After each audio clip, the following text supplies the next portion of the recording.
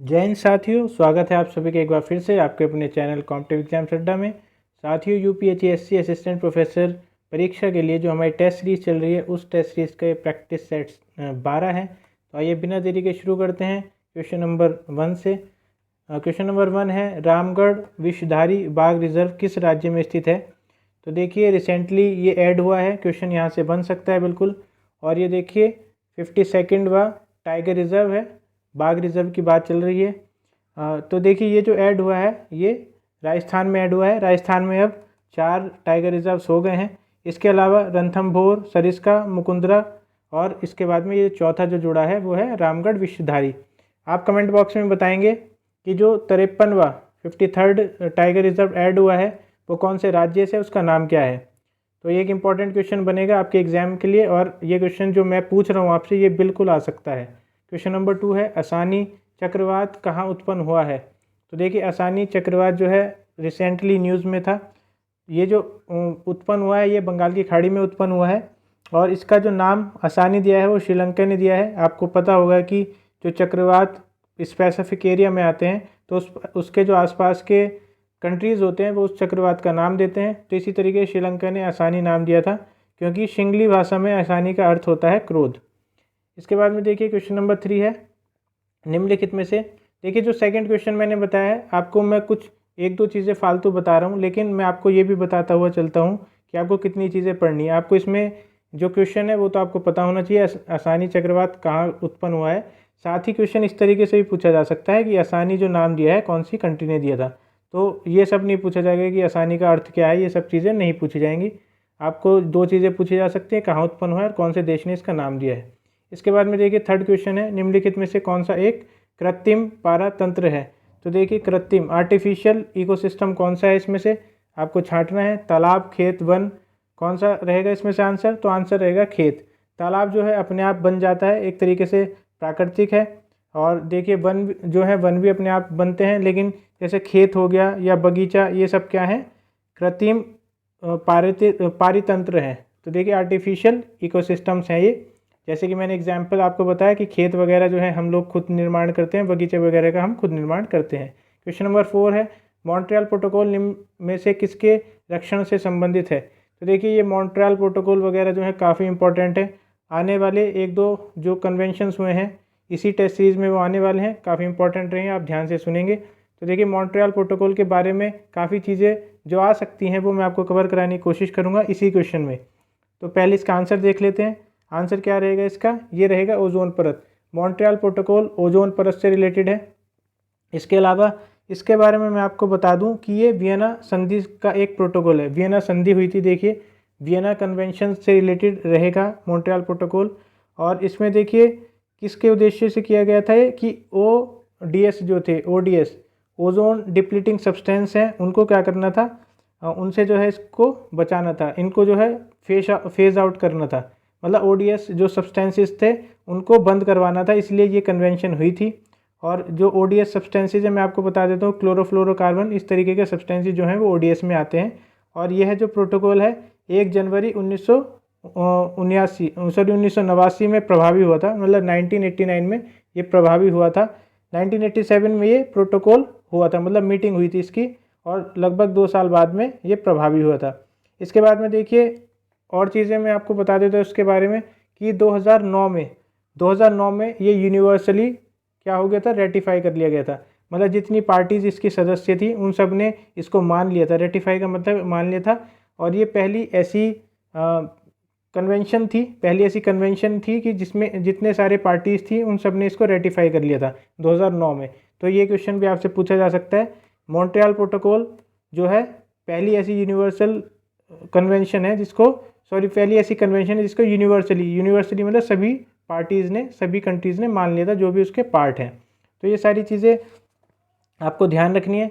इसके बाद में देखिए क्वेश्चन नंबर जो 5 है वो है, नाभिकीय शक्ति परियोजनाओं के अंतर्गत पर्यावरणीय प्रभाव जिसका अध्ययन किया जाना तथा हल निकाला जाना चाहिए। तो यहाँ पे देखिए चाहिए शब्द लगा देंगे तो आपको क्वेश्चन जो है काफ़ी हद तक जो है समझ में आ जाएगा, है कि चाहिए आ जाना चाहिए यहाँ पे क्वेश्चन में।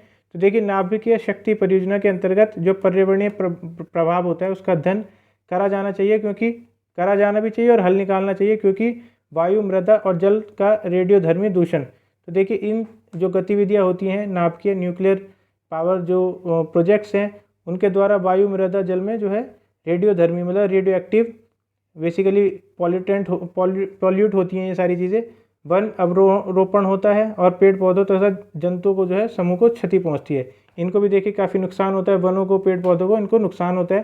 तीसरी चीज़ क्या है, रेडियोधर्मी अपशिष्ट का निस्तारण। तो देखिए जो रेडियो एक्टिव सब्सटेंसेज होते हैं उनमें उनका जो वेस्ट होता है तो उनका निस्तारण किस तरीके से किया जाना चाहिए, उनका मैनेजमेंट किस तरीके से किया जाना चाहिए, ये सारी चीज़ें इसमें इनका जो है अध्ययन होना चाहिए, उनका हल भी निकलना चाहिए। तो देखिए इसका जो आंसर रहेगा उपयुक्त सभी रहेगा। एक अच्छा क्वेश्चन मैं इसको कहूँगा, तो आप इसको देख सकते हैं। फिर से इसका जो आंसर रहेगा डी रहेगा। इसके बाद में देखिए 6th क्वेश्चन है, किगाली समझौता संबंधित है। तो देखिए जैसे कि किगाली हो गया, क्योटो हो गया, मॉन्ट्रियल हो गया, UNFCCC, इस तरीके के जो प्रोटोकॉल हैं वो आपको थोड़ा सा ध्यान रखनी है और उनसे रिलेटेड किस वजह से हुई ये तो आपको बिल्कुल ध्यान रखना है। ईयर थोड़ा सा आप देख लेंगे और क्या रीज़न है उनका, किस वजह से हुई, किससे रिलेटेड है। जैसे कि क्वेश्चन यही दे दिया जाएगा कि मॉन्ट्रियल प्रोटोकॉल किससे रिलेटेड है, अम्लीय वर्षा, संकटग्रस्त प्रजाति, इस तरीके का ही बिल्कुल एग्जैक्टली क्वेश्चन आपको एग्जाम में देखने को मिलेगा। और किगाली समझौता संबंधित है, इस तरीके का भी क्वेश्चन आपको एज इट इज़ देखने को मिल सकता है। बिल्कुल ये इंपॉर्टेंट क्वेश्चन है। तो देखिए किगाली समझौता, जो पहले आंसर देख लेते हैं। किगाली समझौता जो है वो ग्रीन हाउस गैस में कमी से रिलेटेड है। तो ग्रीन हाउस गैस में कमी से रिलेटेड है। बेसिकली ये एक अमेंडमेंट था, किससे, मॉन्ट्रियल प्रोटोकॉल में ही एक अमेंडमेंट हुआ था ये। तो देखिए जो मॉन्ट्रियल प्रोटोकॉल 1989 में जो बेसिकली लागू हुआ था तो उसका ही एक ये अमेंडमेंट था और ये 8th अमेंडमेंट था। जब इसकी मीटिंग हुई थी, इसकी जो मीटिंग हुई थी 2016 में। आप थोड़ा सा ना ध्यान से इसको देखेंगे। किगाली जो एग्रीमेंट था बेसिकली वो मॉन्ट्रियल प्रोटोकॉल का ही अमेंडमेंट था। 2016 में इसकी मीटिंग हुई थी और ये जो मीटिंग हुई थी ये 28th मीटिंग कही जाएगी इसको, क्योंकि आप अगर ईयर्स का लगाएंगे कि 1988 में जो हुआ था मॉन्ट्रियल प्रोटोकॉल हुआ था 1987-88 में, और इसके 28वीं मीटिंग रही थी। हर साल एक मीटिंग होगी, तो 2016 में ये हुआ था। 2019 में इफेक्ट में आया था किगाली एग्रीमेंट। और इसकी जो कुछ चीज़ें हैं वो मैं आपको बता देता हूँ कि इसमें जो SFC था, हाइड्रोफ्लोरोकार्बन, तो देखिए एक इम्पॉर्टेंट चीज़ मैं आपको बताऊंगा, आप बिल्कुल ध्यान रखेंगे। HFC है हाइड्रोफ्लोरोकार्बन। इसको बेसिकली क्या करना था, 80 से 85% 2045 तक इसको कम कर देना था HFC। अब देखिए SFC जो है वो बेसिकली क्या है, वो बेसिकली ओजोन लेयर को तो नुकसान नहीं पहुंचाता है, लेकिन ये एक तरीके से ग्रीन हाउस गैस ज़रूर है। तो ग्रीन हाउस गैस है ये नुकसान पहुंचाएगा किसको, ग्लोबल वार्मिंग को बढ़ाने में काम आए, मतलब एक तरीके से इम्पैक्ट डालता है ग्लोबल वार्मिंग पे। इससे पहले देखिए आपने CFC देखा होगा, क्लोरोफ्लोरोकार्बन, और HCFC देखा होगा, हाइड्रोक्लोरोफ्लोरोकार्बन। तो ये दो चीज़ें जो थी ये मॉन्ट्रियल प्रोटोकॉल के बेसिस पे बंद कर दी गई थी, बैन कर दी गई थी। इसको देखते हुए ये तीसरा जो सब्सटेंस है SFC, ये ओजोन को तो नुकसान नहीं पहुंचा रहा, लेकिन ये एक तरीके से ग्रीन हाउस गैस है, ग्लोबल वार्मिंग बढ़ाएगा। तो इसको भी ख़त्म करने के लिए ये किगाली एग्रीमेंट हुआ था और 80 से 85% तक इसको कम करना है 2045 तक, और 0.5 डिग्री सेल्सियस। अब देखिए ये सारी चीज़ें आपको थोड़ा बोरिंग लग रही होंगी, लेकिन यही चीज़ें यहाँ से ही क्वेश्चन बनेंगे। 0.5 डिग्री सेल्सियस 2100 मतलब 2100, अभी आने वाले जो 80 सालों में हमें कम करना है, लगभग 80 सालों में हमें 0.5 डिग्री ग्लोबल जो टेम्परेचर है उसको 0.5 डिग्री एवरेज कम करना है। तो ये सारे जो चीज़ें थी ये किगाली एग्रीमेंट में की गई थी। 2019 में ये क्या किया था, इफेक्ट में आया था। 2016 में इसकी 28वीं मीटिंग हुई थी और ये 8वां अमेंडमेंट था मॉन्ट्रियल प्रोटोकॉल को। तो इसको आप बिल्कुल ध्यान रखेंगे। आपको ये देखिए आज समझ में आ गया होगा कि SFC, SCFC और CFC इन सब में क्या अंतर है। इससे पहले हमने बताया था कि जो ओजोन जो क्योटो प्रोटोकॉल था उसमें जो ग्रीन हाउस गैसेज है वो कौन कौन सी हैं, उस क्वेश्चन को भी आप बिल्कुल ध्यान से देख लेंगे। क्वेश्चन नंबर 7 देखिए, राष्ट्रीय कृषि वानिकी अनुसंधान केंद्र स्थित है। तो देखिए राष्ट्रीय कृषि वानिकी अनुसंधान केंद्र जो स्थित है वो है झांसी में, और इसको इंग्लिश में कहेंगे हम NRCF मतलब है national research centre national research centre for agro forest, ये इसकी फुल फॉर्म होगी इंग्लिश में NRCAF की। और देखिए ये क्या है, ICAR जो कि Indian council for agriculture research की एक इकाई है, एक यूनिट है। तो इसको आप ध्यान रखेंगे। झांसी रेलवे स्टेशन से 10 किलोमीटर दूर है। बस इतनी बात याद रखनी है। जो मेरा मेन मकसद था वो मैंने एक बेसिकली आपको फुल फॉर्म बताने की कोशिश की थी NRCAF की, और ये पता होना चाहिए कि कहाँ पे स्थित है। इसमें फुल फॉर्म वगैरह नहीं पूछी जाएगी। फुल फॉर्म वगैरह जो आपको पूछी जाएंगी वो ICT सेक्टर से पूछी जाएंगी, ICT जो यूनिट है आपकी। और एक जो पूछी जाएगी आपको एजुकेशन के क्षेत्र में जो भी पॉलिसीज चल रही हैं वहाँ से आपका क्वेश्चन बन सकता है। बाकी और जहाँ से पूछी जा सकती हैं वो मैंने क्वेश्चन के हिसाब से आपको बता दिया होगा, पिछली जो टेस्ट कराए हैं मैंने। इसके बाद में देखिए क्वेश्चन नंबर 8 है, हेलियोडोरस का जो वेसनगर अभिलेख संदर्भित है। तो देखिए हेलियोडोरस का जो अभिलेख है वो किससे संदर्भित है, इसका जो बैकग्राउंड में एक बार आपको थोड़ा दे देता हूँ। तो देखिए एक जो तक्षशिला का इंडो ग्रीक राजा था जिसका नाम था एंटियल सिडास था, उसका राजदूत था ये जो हेलियोडोरस था ये उसका राजदूत था। और इसलिए इसने क्या किया था, इसने एक स्तंभ का जो है क्या करवाया था, स्तंभ से इसका पता चलता है जिसको गरुड़ स्तंभ भी कहा जाता है। ये गरुड़ स्तंभ जो है कहाँ पे है, बेसनगर या विदिशा में है और MP में। तो इसमें देखिए तक्षशिला के जो राजदूत थे इनके बारे में बताया गया था। और इसके अलावा किसको बताया गया था, वासुदेव को देवस कहा गया था, देवस या देवताओं का देव कहा गया था। तो इसका जो आंसर होगा वो क्या होगा, केवल वासुदेव से। इसका जो आंसर होगा D होगा। तो आप थोड़ा सा इसको याद रखेंगे। और एक आध क्वेश्चन जो है अगर आपको नहीं भी आ रहा है तो ऐसे घबराने की कोई बात नहीं है। जो सभी लोगों को इस तरीके से नहीं कि 30 आउट ऑफ 30 क्वेश्चन आ सकते हैं, जो बिल्कुल एग्जैक्टली UPSC इन सब की भी तैयारी कर रहे हैं, हो सकता है उसको भी ये क्वेश्चन ना आता हो। तो इसलिए कोई घबराने की ऐसी बात नहीं है। क्वेश्चन नंबर 9 देखिए, ब्रिटिश पार्लियामेंट में चुना जाने वाला प्रथम भारतीय कौन था। तो इस तरह के क्वेश्चन आपको पता होने चाहिए, ये आपको गलत नहीं करने हैं। तो देखिए ये जो पहला प्रथम भारतीय था वो था दादा भाई नेहरू जी। इसका जो आंसर रहेगा C रहेगा। देखिए दादा भाई नेहरू जी जो थे बॉम्बे के एक पारसी थे और ये बिजनेस से रिलेटेड गए थे ब्रिटेन में 1855 से 1869 तक ये रहे। इतनी चीज़ें हमें याद नहीं रखनी है, मैं आपको ज़्यादा कुछ बता रहा हूँ। बस आपको याद रखना कि पहले प्रथम जो भारतीय थे वो दादा भाई नेहरू जी थे। और इनकी सोसाइटी आपको याद रखनी है। सोसाइटी कौन कौन सी थी, एक तो लंदन इंडियन सोसाइटी जो मैं अभी आपको यहाँ पे बता रहा हूँ, और भी सोसाइटीज़ हैं लेकिन अभी 2 मेन सोसाइटीज़ आप बिल्कुल नोट कर लेंगे, इनकी हेडिंग के नीचे आप कहीं पे नोट कर लेंगे। ईस्ट इंडिया एसोसिएशन इनकी दूसरी जो है संस्था है। और इसके अलावा देखिए एक बड़ा पद था ब्रिटिश की पार्लियामेंट में चूज़ होना। ब्रिटिश की पार्लियामेंट में चूज़ होना अपने आप में एक बड़ी बात है। तो इस क्वेश्चन को थोड़ा सा आप बिल्कुल याद रखेंगे। इसके बाद में देखिए साइमन कमीशन भारत किस वर्ष आया था, एक वही क्वेश्चन है, बेसिक क्वेश्चन है, आपसे पूछा जा सकता है। तो साइमन कमीशन जो आया था 1928 में आया था। इसके बारे में मैं आपको बता दूं कि जो 1919 का, अब देखिए आप कहेंगे कि सर आप कुछ ज़्यादा ही बता रहे हैं, लेकिन मैं आपको थ्योरी बता रहा हूँ, जो बैकग्राउंड बता रहा हूँ, वहाँ से क्वेश्चन बनने की पूरी संभावना रहेगी डायरेक्टली और इनडायरेक्टली। तो आप इसको थोड़ा सुन भी लेंगे। आप जो है देखिए वीडियो मैं बिल्कुल आंसर बताऊँगा तो 10 से 12 मिनट की होगी। अभी मैं आपको बता रहा हूँ तो 30 मिनट की हो जाएगी ज़्यादा से ज़्यादा। तो 30 मिनट आप जो 18 मिनट ये ज़्यादा सुन रहे हैं वहाँ से आपके कई क्वेश्चंस तैयार हो जाएंगे और आप स्कोर कर सकते हैं 25+30 में से 27, 26 यहाँ तक स्कोर बिल्कुल आराम से कर सकते हैं। 3-4 क्वेश्चन की मैं गारंटी नहीं लेता हूँ। इसके बाद में देखिए जो मैं आपको बता रहा था कि 1919 का जो मॉन्टेगू चेम्सफोर्ड एक्ट आया था, जिसको गवर्नमेंट ऑफ इंडिया एक्ट 1919 भी कहा जाता है, उसके 10 वर्ष बाद में एक समीक्षा होनी थी, एक क्या होना था, रिव्यू होना था। लेकिन इसको थोड़ा पहले ही बना दिया गया था। तो देखिए 1919 से आना चाहिए था 1929 में, लेकिन थोड़ा पहले ही बना दिया था। कंजर्वेटिव सरकार थी ब्रिटेन में और इन्होंने जो है उसको 1927 में ही साइमन कमीशन को नियुक्त कर दिया था। अब देखिए एक इंपॉर्टेंट चीज़ क्या है, कितने मेंबर कमेटी थी ये पूछा जा सकता है। ये डायरेक्टली इनडायरेक्टली आ सकता है किसी भी तरीके से। तो 7 मेंबर कमेटी थी। इसका जो चेयरमैन था वो था जॉन साइमन इसका चेयरमैन था।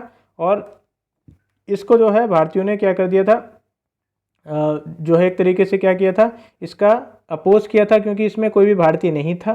कोई भी भारतीय ना होने की वजह से इसको श्वेत कमीशन, वाइट कमीशन भी कहा गया था। और ये 3 फरवरी 1928, देखिए आंसर जो है 1928 है, तो ये 3 फरवरी 1928 को बम्बई पहुंचा था। तो देखिए ट्रेन से उतरते ही इनका विरोध करना शुरू कर दिया था, जिसकी वजह से जो लाला लाजपत राय थे उनके सर पे देखिए लाठी वगैरह भी बरसाई गई थी। तो आप थोड़ा सा याद रखेंगे। ब्लू मून परिघटना होती है, तो देखिए जो फिनोमिना है ब्लू मून फिनोमिना, इसका जो आंसर रहेगा वो रहेगा, इसका जो आंसर है वो है ए। तो नासा के अकॉर्डिंग जब एक ही माह में 2 पूर्णिमा हो, तो देखिए एक ही माह में, एक मंथ में 2 बार जो है फुल मून हो जाए तो उसको क्या कहेंगे, ब्लू मून कहेंगे। देखिए ब्लू मून के बारे में इतना ज़्यादा पढ़ने की ज़रूरत नहीं है, आप इसको यही याद रखिए। अगर एज इट इज़ इस तरीके से क्वेश्चन आता है तो आप ये याद रख लेंगे। साइंटिफिकली जाएंगे तो क्या होता है, एक फिनोमिना है, एक एक्स्ट्रा ऑर्डिनरी फिनोमिना है। तो इतना बस आप इसको याद रखिए, इससे ज़्यादा याद रखने की ज़रूरत नहीं है। निम्न में से कौन सही सुमेलित है, तो देखिए सही सुमेलित वाला ढूंढना है। इसमें जो लोनार है, लोनार झील मध्य प्रदेश में नहीं है, तो ये तो गलत हो गया। कहाँ पे है लोनार झील, महाराष्ट्र में है। नक्की झील जो है वो गुजरात में नहीं है, वो है राजस्थान में, राजस्थान में है ये। जो कोलेरू झील है वो कहाँ पे, आंध्र प्रदेश में है, तो ये बात बिल्कुल सही है।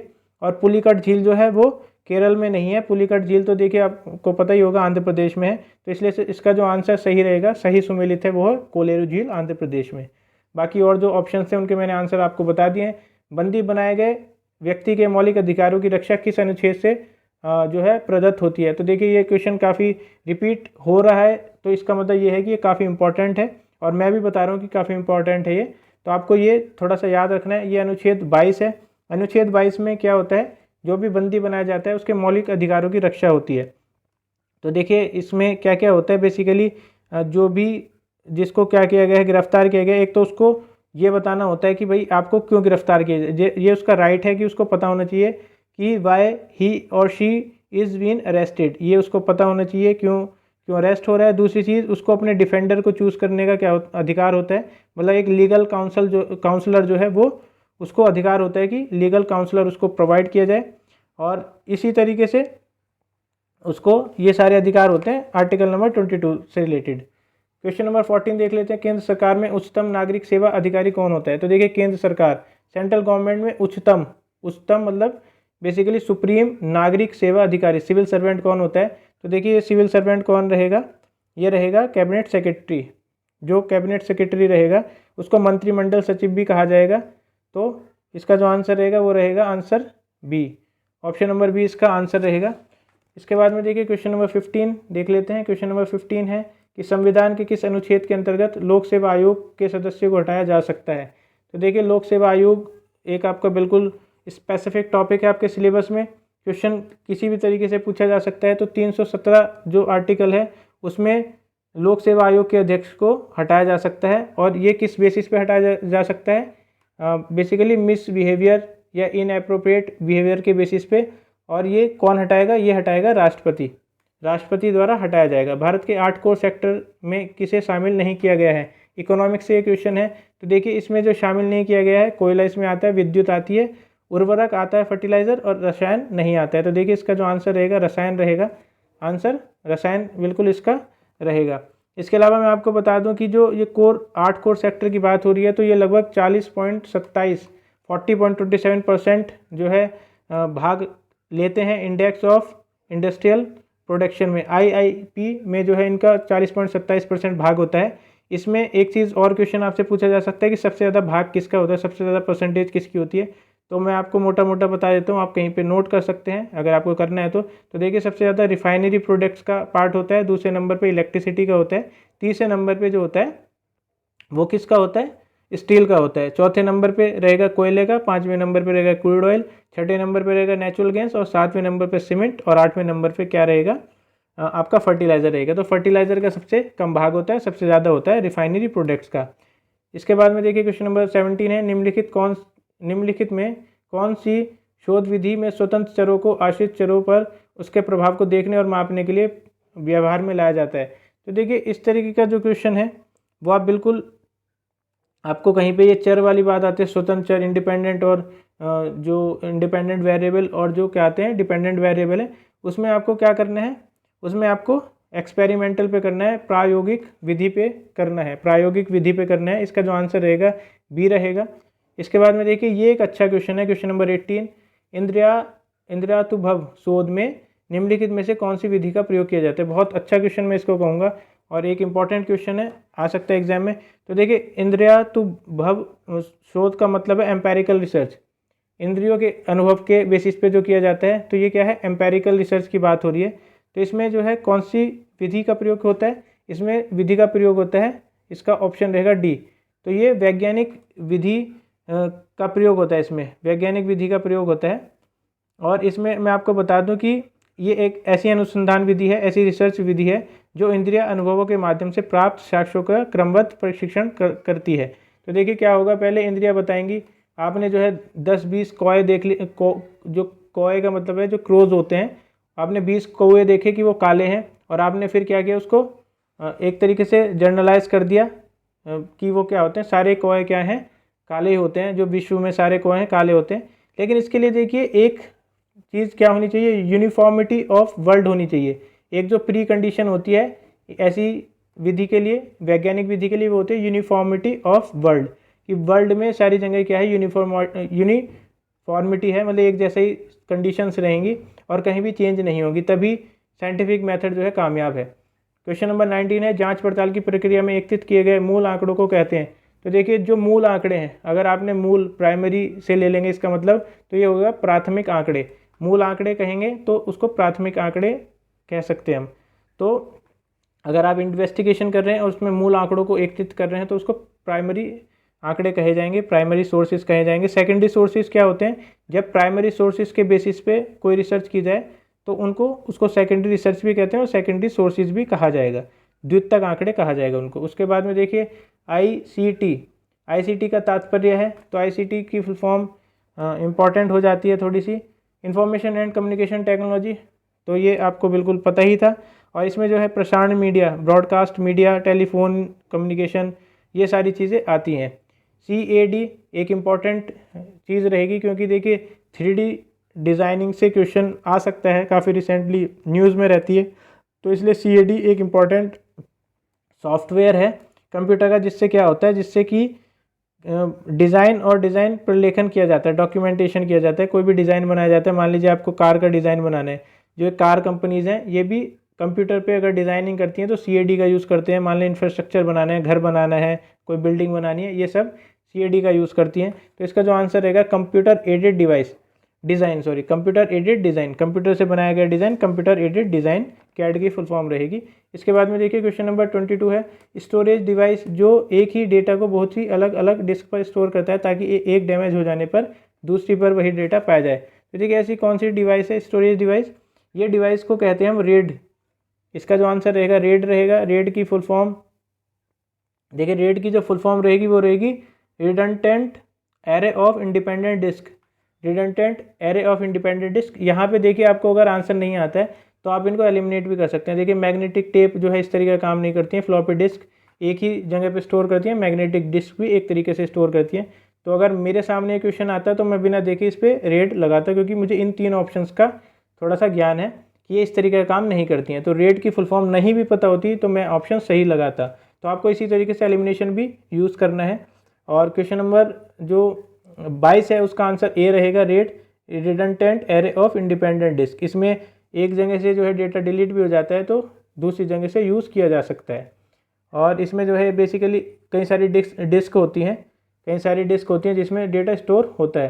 क्वेश्चन नंबर 23 देख लेते हैं कि इंपॉर्टेंट क्वेश्चन है, इस तरह के क्वेश्चन ज़रूर आएंगे एग्जाम में। देखिए क्वेश्चन क्या है कि 1 टेराबाइट किसके बराबर होती है। तो देखिए 1 टेराबाइट किसके बराबर होती है। आप इस क्वेश्चन का आंसर दो तरीके से दे सकते हैं, या तो सीधे सीधे आपको पता हो। तो देखिए टेराबाइट में, 1 टेराबाइट में क्या होता है, 1024 गीगाबाइट होते हैं, GB होते हैं। और 1 GB में क्या होता है, 1024 MB होते हैं। तो देखिए यही तो पूछा जा रहा है, MB में क्वेश्चन पूछा जा रहा है। किलो देखिए 1 टेराबाइट में 2 की पावर 20 गीगाबाइट तो नहीं होंगे, क्योंकि 1024 का मतलब होता है 2 की पावर 10, तो 2 की पावर 10 होता है, तो ये गीगाबाइट वाला हट गया। और 2 की पावर 20 जो है बाइट नहीं होंगे। और 1024 को अगर आप 1024 से करेंगे तो जो भी आंसर आएगा बेसिकली आएगा शायद कुछ 10,48,576 इस तरीके का कुछ आंसर आएगा। अगर उसको आप 2 की पावर्स में देखेंगे तो वो पावर आएगी कितनी, वो पावर आएगी 2 की पावर 20। और आप क्या कर रहे हैं, 2 स्टेप पीछे जा रहे हैं, क्योंकि आपने 2 बार 1024 को मल्टीप्लाई किया है। तो इस तरीके से जो इसका आंसर आएगा वो आएगा 2 की पावर 20 मेगाबाइट। और आपको देखिए शॉर्ट में करना है तो आप इतना मैथ्स लगाने की ज़रूरत नहीं है। 1024 का मतलब 2 की पावर 10 होता है, तो आप 2 स्टेप नीचे जा रहे हैं तो 2 की पावर 20 हो जाएगा, मतलब 2 की पावर 10 होगा और आप 2 स्टेप नीचे जा रहे हैं तो 2 की पावर 20 हो जाएगा और मेगावाट हो जाएगा, क्योंकि टेराबाइट से 2 स्टेप नीचे मेगाबाइट होता है। तो होपफुली आप शायद समझ गए होंगे इस चीज़ को। आप थोड़ा सा आराम से समझने की कोशिश करेंगे तो आपको मैंने जो बताया वो चीज़ समझ में आ जाएगी। 24 क्वेश्चन है, एक ईमेल एड्रेस में समानतः एक यूज़र आईडी और उसके बाद डैश का चिन्ह होता है। तो देखिए यूज़र आईडी क्या होता है, मान ली ABC और उसके बाद में क्या होता है, किसका चिन्ह होता है, ऐट का चिन्ह होता है कि नहीं होता है, और फिर डोमेन का नेम होता है gmail.com, इस तरीके से होता है कि नहीं होता है। ईमेल आईडी की बात हो रही है, ईमेल एड्रेस की बात हो रही है, तो आप बिल्कुल समझ सकते हैं। और yahoo.com, gmail.com ये सब क्या है, ईमेल सर्वर है। और डोमेन नेम भी इन्हीं को कहेंगे बाद में, @ के बाद में इनका जो है डोमेन नेम लिया जाता है, gmail.com, yahoo.com ये सब लिया जाता है। तो इसलिए जो इसका आंसर रहेगा ए रहेगा। 25 क्वेश्चन देख लेते हैं। 25 क्वेश्चन है, हाल ही में किस राज्य ने योग आयोग का गठन का निर्णय लिया है। एक इंपॉर्टेंट क्वेश्चन है, योग आयोग का गठन का निर्णय लिया है, तो ये लिया है MP ने। और देखिए MP ने क्या है, 8वें अंतर्राष्ट्रीय योग दिवस जो कि 21 जून को मनाया जाता है, उसमें इस तरीके का योग आयोग गठन करने का निर्णय लिया है। 21 जून 2022 को 8वें अंतर्राष्ट्रीय योग दिवस के अवसर पर प्रधानमंत्री नरेंद्र मोदी ने कहाँ पर सामूहिक योगा अभ्यास का नेतृत्व किया। तो देखिए कहाँ पे किया है, एक इंपॉर्टेंट क्वेश्चन ये भी है, मैसूर जो कि किस में स्थित है, कर्नाटक में स्थित है, कर्नाटक में स्थित है, वहाँ पे इन्होंने योग अभ्यास का नेतृत्व किया था। क्वेश्चन नंबर 27 है, मार्च 2022 में अंतर्राष्ट्रीय श्रम संगठन मतलब इंटरनेशनल लेबर ऑर्गेनाइजेशन का 11वां महानिर्देशक किसे चुना गया। महानिर्देशक का मतलब है डायरेक्टर जनरल। तो देखिए ILO का 11वां डायरेक्टर जनरल किसको चुना गया है, तो ये चुना गया है गिलबर्ट F. हाउंगबो को चुना गया है। आप बिल्कुल याद रखेंगे, इस तरीके का क्वेश्चन बिल्कुल पूछा जा सकता है, आप इसको टिक कर लेंगे। क्वेश्चन नंबर 28 है, प्रधानमंत्री ग्रामोदय योजना। एक योजना देखिए आपकी ज़रूर पूछी जाएगी इस तरीके से, पीछे जाके काफ़ी पीछे जाके मतलब टाइमलाइन में पीछे जाके पूछी जाएगी। तो देखिए इसका जो आंसर रहेगा वो रहेगा मूलभूत ग्रामीण आवश्यकताओं से रिलेटेड। इसकी जो फुल फॉर्म रहेगी PM ग्रामोदय योजना, हिंदी इंग्लिश दोनों में इसी तरीके से रहेगा। और इसमें क्या किया गया है, इसमें 2000 में ये प्रारंभ की गई है, वर्ष 2000 में।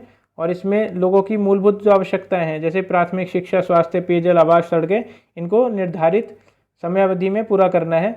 और ये जो है पहले से चली आ रही थी कुछ योजनाएं, उनको इसमें मिला दिया गया था। तो इतना याद नहीं रखना, बस इसकी एक तो देखिए फुल फॉर्म आपको थोड़ा सा पता होनी चाहिए, क्वेश्चन पूछा जा सकता है फुल फॉर्म से यहाँ पे, तो आपको पता होना चाहिए। जैसे सड़क योजना भी है, PM सड़क योजना, इस तरीके की जो है योजनाएं मैं एक बार करा दूंगा वीडियो में।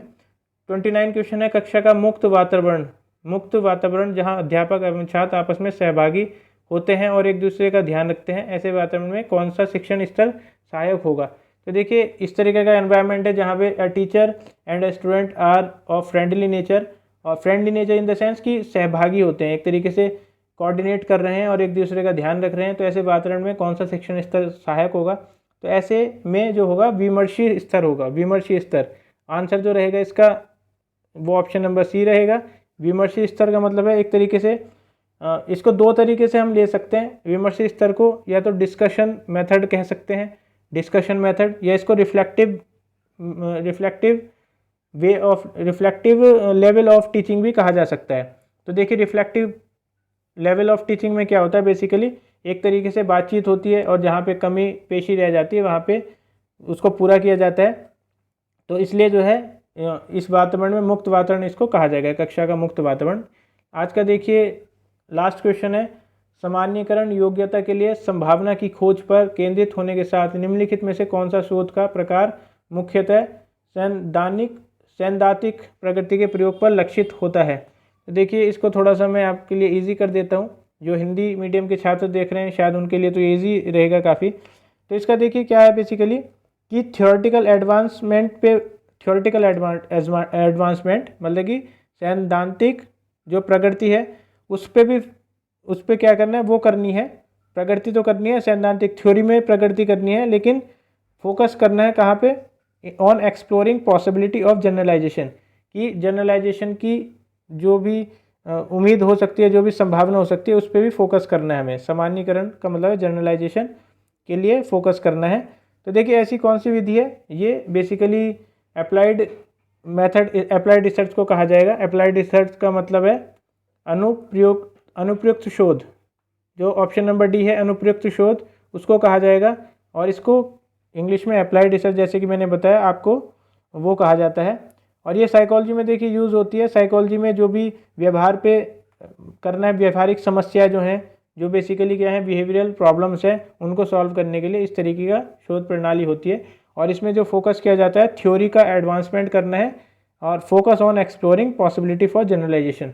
तो उनको जो है थ्योरी को एडवांस करने के साथ साथ में जनरलाइजेशन अगर कर सकते हैं तो उस पर भी फोकस किया जाता है। मान लीजिए एक पे हमने कोई चीज़ लागू की, तो हम उसको कितना जनरलाइज कर सकते हैं सभी के बिहेवियर के लिए। तो ये कहते हैं ना कि सभी लोग ऐसे होते हैं, सभी लोगों का बिहेवियर ऐसा होता है, ह्यूमन नेचर ऐसा होता है।